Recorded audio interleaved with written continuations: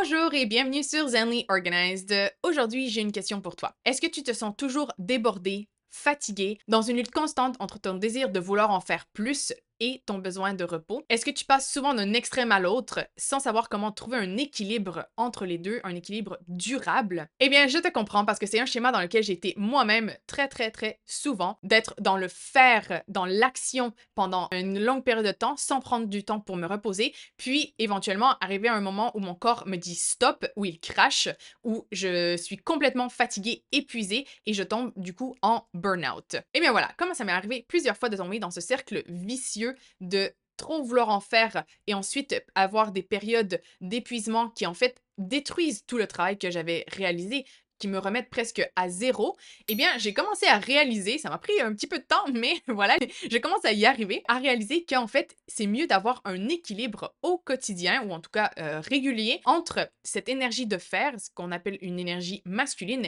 et l'énergie de repos, qui est associée à l'énergie féminine. Parce qu'en cultivant un équilibre comme ça au quotidien entre ces deux énergies, en fait, ça te permet de progresser de manière beaucoup plus efficace, de manière beaucoup plus saine et soutenable dans le temps. Parce que ça t'évite d'avoir ces périodes justement de crash et suivi par pic d'énergie, crash, pic d'énergie, crash.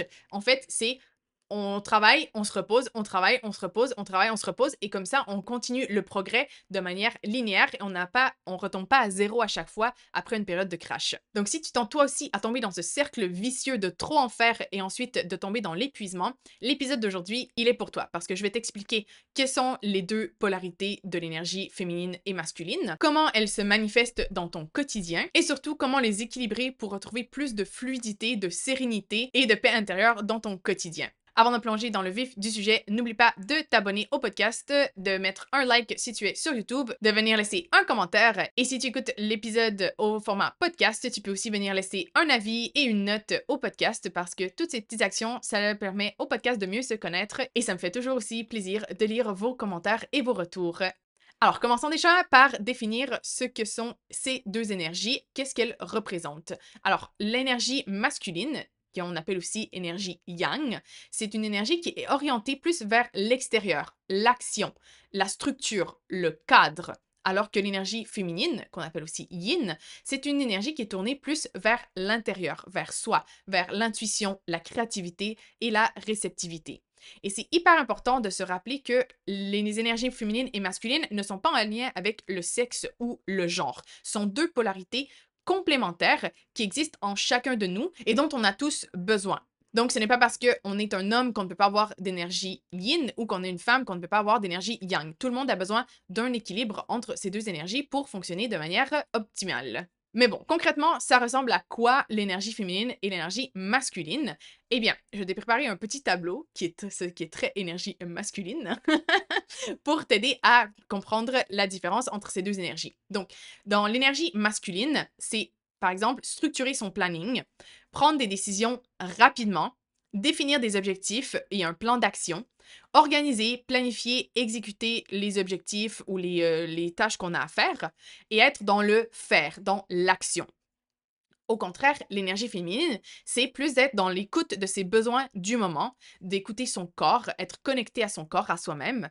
C'est de se laisser guider par son intuition, donc pas seulement prendre des décisions de manière rationnelle, mais aussi écouter cette petite voix ou voilà ce feeling qu'on a à l'intérieur de nous. C'est aussi d'accueillir l'imprévu et l'inspiration. C'est une énergie plus spontanée, plus dans le moment, l'énergie féminine, par rapport à l'énergie masculine qui est plus cadrée et moins spontanée, mais voilà, plus structurée et tout. C'est aussi être dans la création, être plus connecté, comme je disais, à son corps, ressentir ses émotions, être aussi dans l'imagination. Et finalement, ben voilà, on dit souvent que c'est être dans l'être. Donc, au lieu de juste être dans le faire, c'est d'être dans le moment présent, être, seulement être. Ne pas toujours penser qu'il faut faire quelque chose pour avoir de la valeur ou pour être utile, par exemple. Donc, comme tu peux le voir, c'est important d'avoir un équilibre entre ces deux énergies pour à peu près tout dans la vie, que ce soit nos actions quotidiennes, la réalisation d'un projet, notre vie familiale, nos relations avec les autres, etc.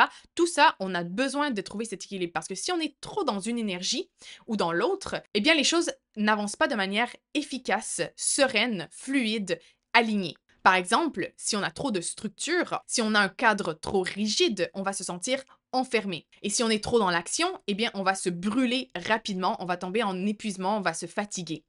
Mais Si au contraire, on n'est pas assez dans l'action et qu'on est trop dans l'intuition, dans la créativité, dans la spontanéité, eh bien, on va avoir de la difficulté à avoir une constance dans nos projets, à accomplir des choses, on va avoir tendance à s'éparpiller. Donc, c'est important de trouver un équilibre entre ces deux et de se rappeler qu'aucune de ces deux énergies n'est meilleure que l'autre. Elles sont complémentaires. On a besoin d'harmonie entre ces deux polarités pour créer, structurer, concrétiser nos projets et en respectant notre propre rythme, notre créativité et en écoutant notre intuition. Donc ici encore, concrètement, à quoi ça ressemble d'avoir un équilibre entre ces deux énergies? Eh bien, par exemple, ça peut être de planifier sa semaine à l'avance, ça c'est l'énergie masculine, mais de l'ajuster au fur et à mesure selon ses besoins et ses envies du moment. Donc moi, par exemple, au début de la semaine, je planifie à peu près ce que j'ai envie de faire, ce que je dois faire, sauf que, ben, une fois rendu la journée même, eh bien, j'adapte. Si j'avais prévu de faire quelque chose, par exemple, de très structuré, qui me demande beaucoup d'énergie, mais je me sens fatiguée cette journée-là, eh bien, je vais peut-être échanger avec quelque chose que j'avais prévu une autre journée qui était plus en mode créatif, plus doux, plus intuitif et vice-versa. Donc, en planifiant, on est plus dans le futur, hein, dans le cadre, la stratégie, mais au jour le jour, eh bien là, on va être plus dans l'intuition, le moment, la spontanéité, l'écoute de soi et voir qu'est-ce qui est aligné, qu'est-ce qui est moins aligné à notre énergie du jour. Donc comme ça, on va avoir l'équilibre entre ces deux énergies. Un autre exemple, quand on se fixe des objectifs, eh bien, on peut se créer un mood board, par exemple, un tableau de visualisation.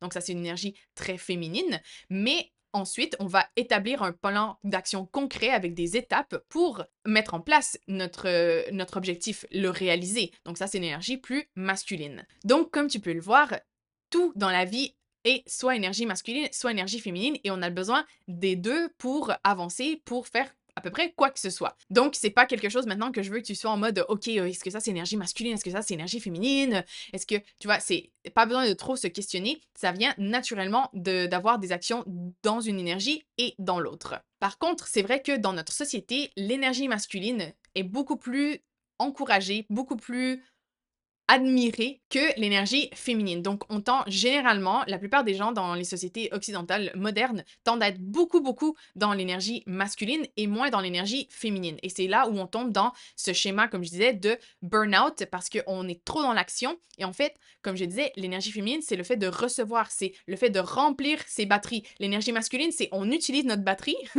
alors que l'énergie féminine, c'est on remplit notre batterie. Tu vois, donc pour pouvoir donner, il faut se recharger. Donc, c'est un peu ça l'image qu'on peut avoir de l'énergie masculine et féminine. Donc, c'est important, si on est beaucoup, beaucoup dans l'énergie masculine, eh bien, d'intégrer des énergies féminines pour venir balancer ça et recharger nos batteries, recharger notre énergie intérieure. Du coup, comment est-ce qu'on trouve plus d'équilibre entre l'énergie féminine et masculine? Alors, déjà, comme je disais, il faut pas tomber un peu dans l'énergie masculine en mode, il faut que ce soit 50-50, que notre journée soit parfaitement, à moitié, énergie féminine, à moitié énergie masculine. C'est pas ça le but. C'est pas ça doit pas devenir trop rigide.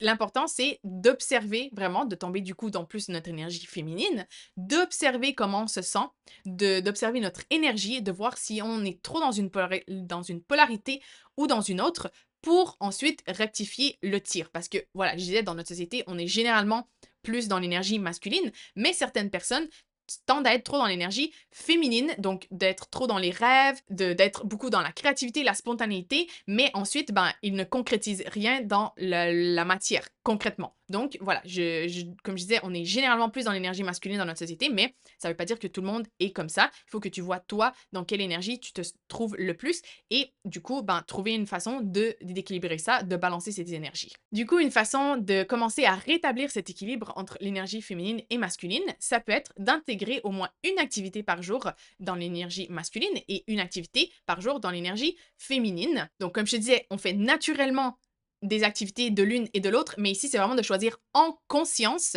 d'intégrer une activité masculine et une activité féminine à tous les jours.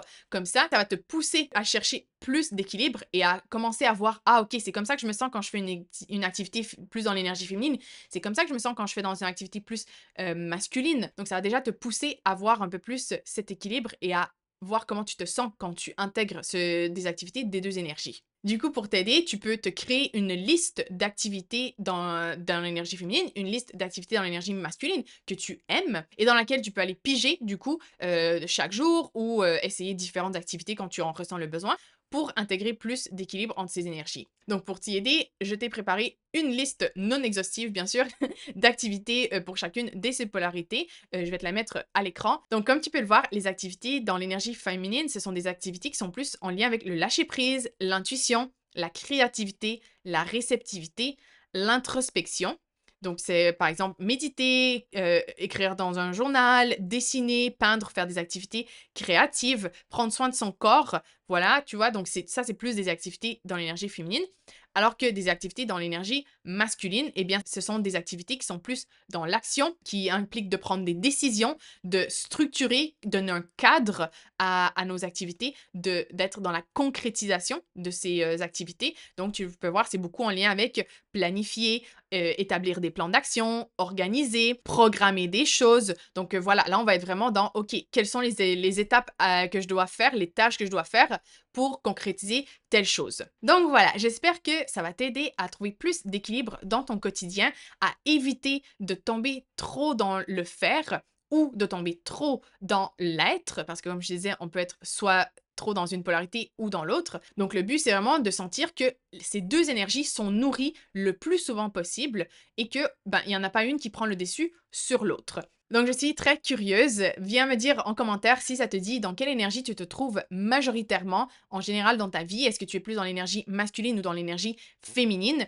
Et du coup, quelles sont les actions que tu préfères pour venir apporter plus d'équilibre dans tes énergies? Et si tu as envie de trouver plus d'équilibre entre l'action et l'intuition, entre la structure et la flexibilité, et avancer vers une vie plus sereine, épanouie et alignée, je t'invite à réserver un appel découverte avec moi pour qu'on puisse explorer comment créer un système d'organisation sur mesure qui va justement te permettre de trouver plus d'équilibre entre ces énergies et qui va respecter ton fonctionnement unique et tes envies profondes. Voilà, je te remercie d'avoir écouté jusqu'à la fin. N'oublie pas de t'abonner, de laisser un like, de laisser un commentaire et moi je te retrouve pour une prochaine vidéo très bientôt. Ciao!